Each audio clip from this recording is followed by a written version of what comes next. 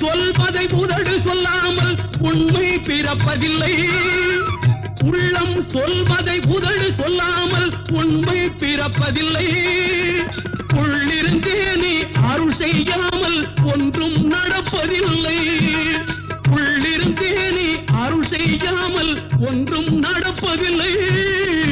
ஒன்றும் நடப்பதில்லை. இறைவன் படைத்த உலகை எல்லாம் மனிதன் ஆளுகின்றான். மனிதன் படித்த சிலையில் எல்லாம் இறைவன் வாழுகின்றான். இறைவன் வாழுகின்றான்.